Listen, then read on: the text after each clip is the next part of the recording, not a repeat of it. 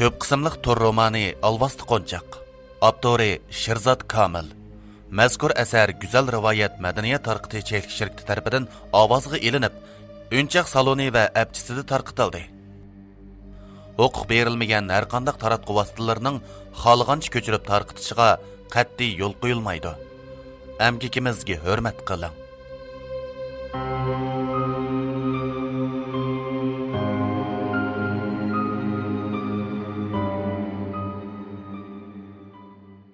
Alvasti Qo'nchaq. Avtori Sherzod. 2-qism.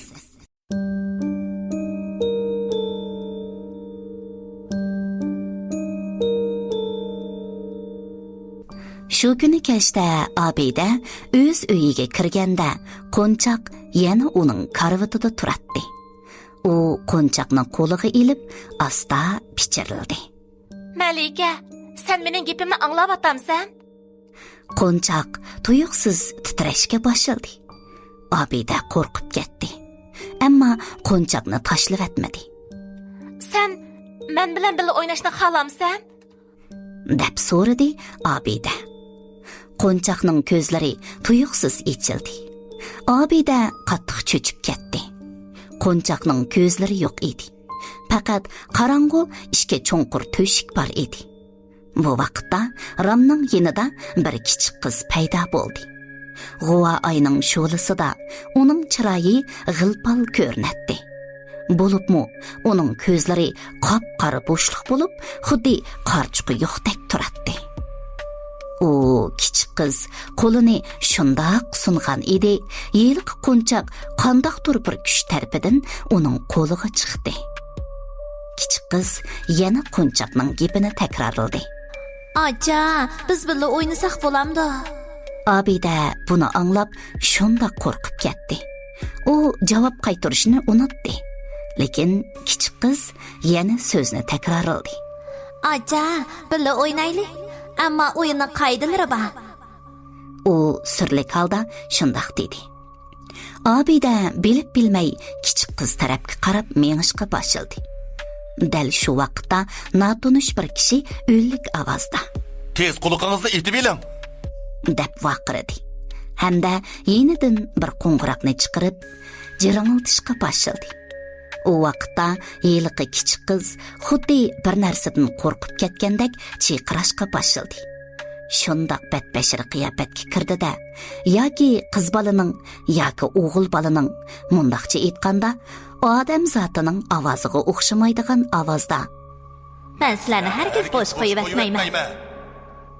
deb qora ko'langaga aylanib, shundoq tez sur'atda derazadan qochib ketdi.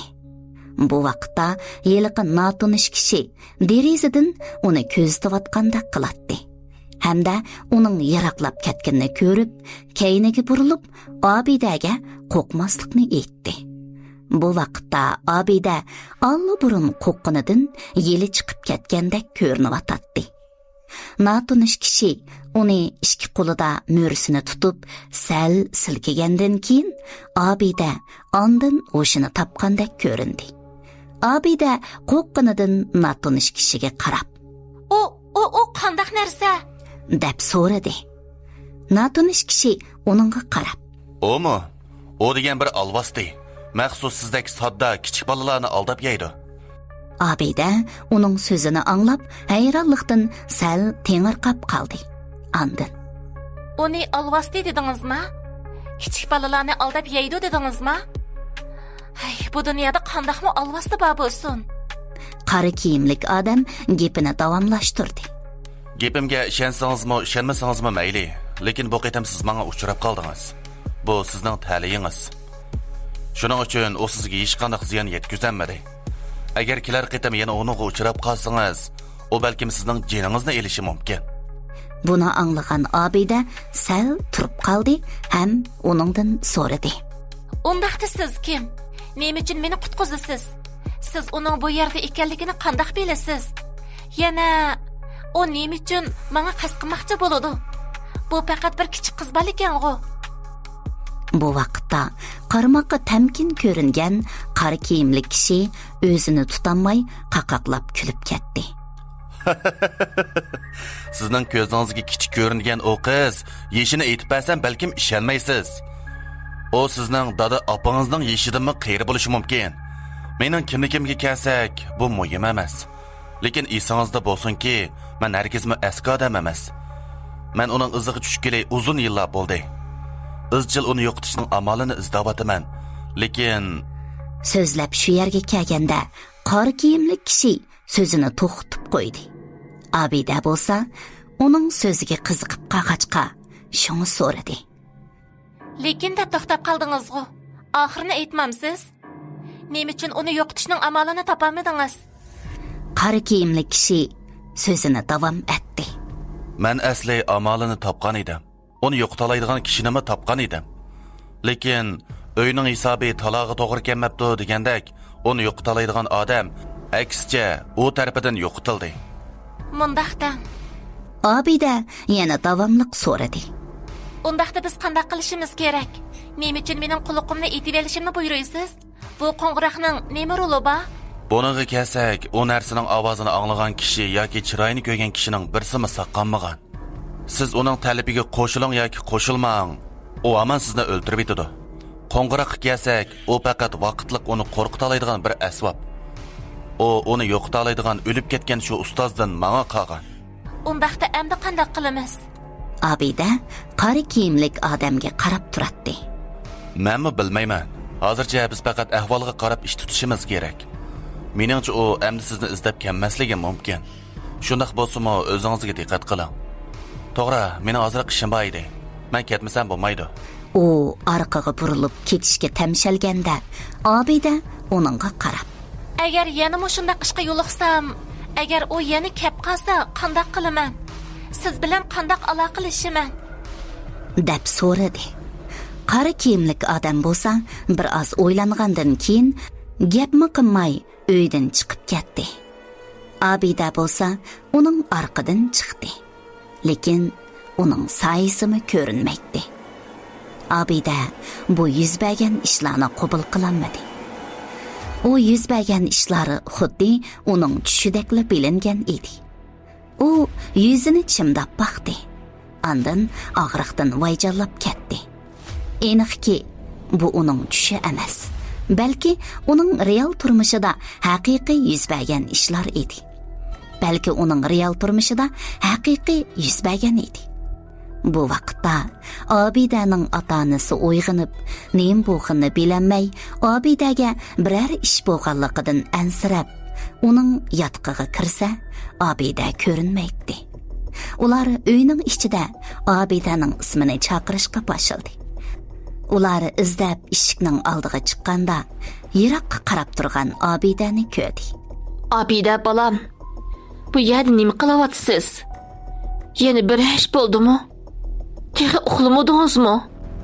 Ertaga maktabga borsiz, baldur aramaylang. Ota-onasi uningdan ansirgan holda uningga shundoq dedi. Abida bo'lsa, ularni qo'rqitib qo'ymaslik uchun ham bu ishlarni ularga bildirishni xohlamaganligi uchun faqat o'zining yotoq uyda uxlab etib, shundoq isib ketganligini, shunga sirtqa chiqqanligini aytdi. Shunda qilib, bu kunmu shunda qo'rqinchlik ichida xavf xatarsiz o'tdi. Ata nemish bo'ladiganini hech kim bilmaydi. Abida bo'lsa, kechacha bu ishlarni o'ylab qat'iy uxlayolmadi. Atsi tamoq vaqtida gazet ko'rayotgan dadasi uni ko'rib yana so'radi. Qizim, bir necha kun bo'ldi, bir ish yuz berdimi qanday? Bu bir necha kunda sizning har qaytam bir narsani xiyol qilayotganligingizni ko'rib qolaman. Bu vaqtda Abida dadasiga ortiq ansirmaslikni, o'zining shunchalik yaxshi ishkanligini aytdi. Andan shundoq tatliq bir kulib etdi. U dadasi ko'rayotgan gazetning keyinda g'ilpal bir rasmni ko'rib qoldi.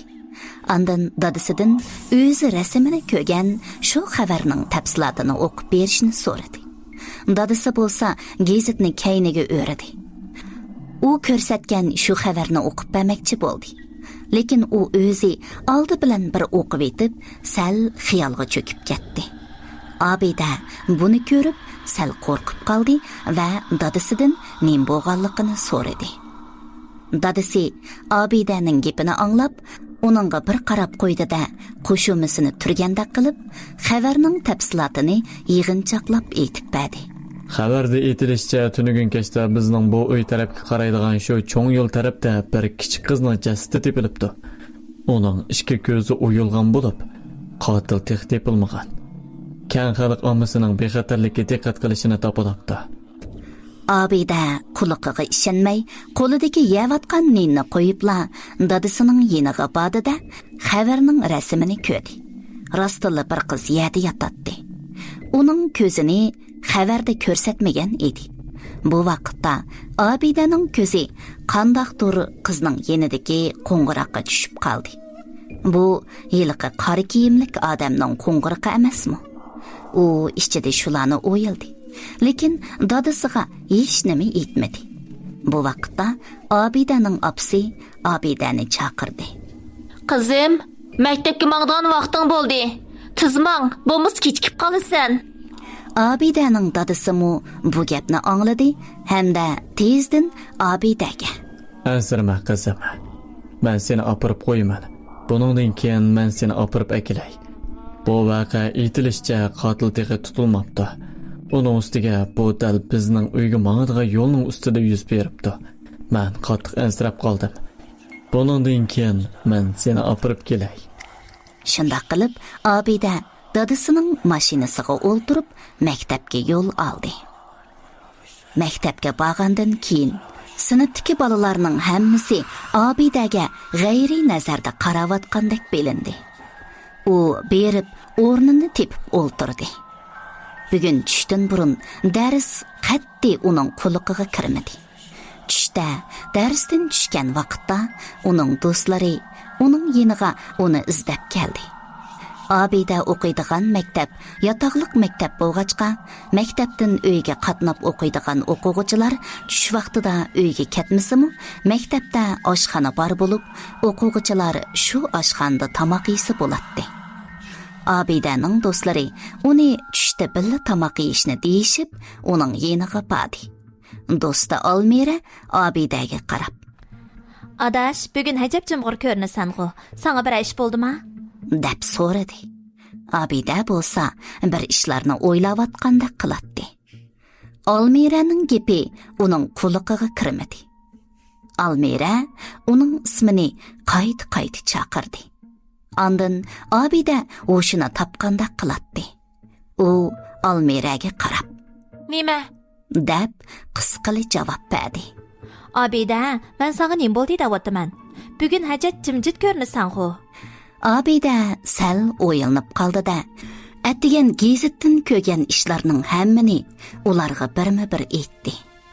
Almira hayronlik bilan uningga qaradi. Abida, og'rib qolmagansan? Nim deyapsan? Hech qachon bunday ish yuz bermadi-ku. Biz televizorda bo'lsin, yoki gazetda bo'lsin va yoki telefonda bo'lsin, bunday ishni qat'iy ko'rmadik, anglabmi baxmadik. Abida yana hayronlik ichida ularga qarab: Men rost deyapman. Men texi shu gazetni somkamga selib olgan. Turib turinglar, men gazetni hozirla elib chiqib, sizlarga u xabarni ko'rsatay. Abida sumkasidan gazetni chiqardi. Ondan ularga ko'rsatib turib: Qaranglar, o'zinglar qaranglar. Rost deyapman, gazetga shunday yozilgan.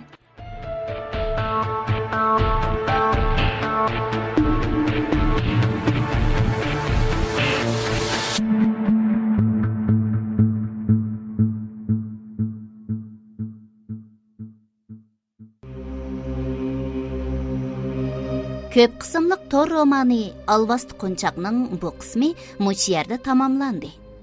Yoqtirib anglag'iningizga rahmat.